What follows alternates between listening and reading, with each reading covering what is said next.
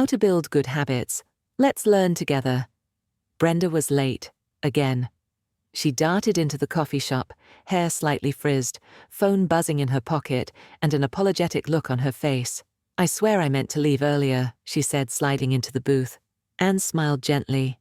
"Third time this week, huh?" Brenda dropped her shoulders, sighing. "I try. I really do. I even made a to-do list. But by the end of the day, everything just falls apart." Anne, 40 years old with long blonde hair tied in a low ponytail, sipped her tea and leaned forward. "Let me tell you a story," she said. "It starts with a jar, an empty one." A few years ago, Anne had found herself in a rut. Her life wasn't bad, but it wasn't moving forward either. Laundry piled up, workouts were skipped, books were half read. "I kept waiting to feel motivated," Anne explained to Brenda. "But motivation's like the weather. You can't wait for the perfect day." So Anne decided to do something different. Something small. She grabbed an old mason jar and stuck a label on it. Tiny wins. Every time she did something good, even the smallest thing, she'd write it on a slip of paper and drop it into the jar. One day it was, did the dishes before bed. The next day, walked for 10 minutes. Another day, read 2 pages of a book. At first it felt silly. The wins were tiny, almost too small to matter. But something strange began to happen.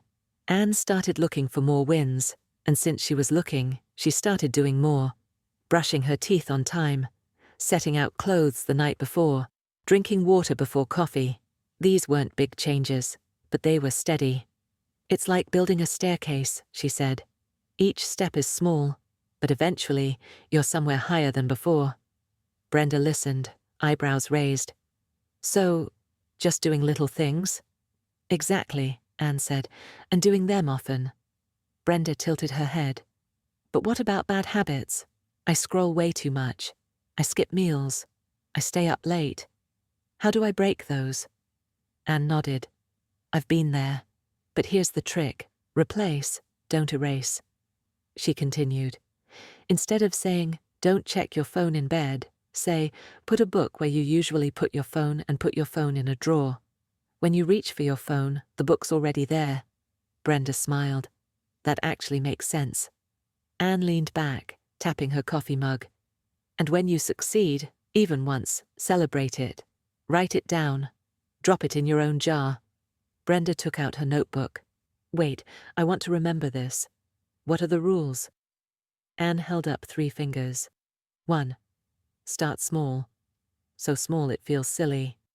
If you want to read more, commit to 1 page. Want to exercise? Do 1 stretch. The goal isn't to impress anyone. It's to build the habit muscle. 2. Make it obvious. Set things out. Leave notes. Change your environment to work for you. If you want to drink more water, put the glass where you usually drop your keys. 3. Track your wins. Even if they're tiny, especially if they're tiny. Momentum comes from progress, not perfection. Brenda nodded slowly. "So, I don't need to change everything at once." "No," Anne said, smiling. "You only need to prove to yourself that you can change. A little. A lot of times." 1 week later, Brenda showed up early the next time they met. She was holding a small glass jar. Inside were 5 pieces of folded paper. "I made my bed every day this week," she said, grinning, "even when I didn't want to." Anne smiled wide. "That's your staircase starting, 1 step at a time." Moral of the story: small habits, done often, build big change. Don't wait to feel ready.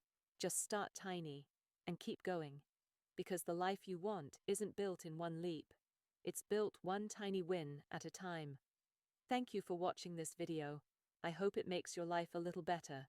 Please leave a comment. I look forward to hearing from you.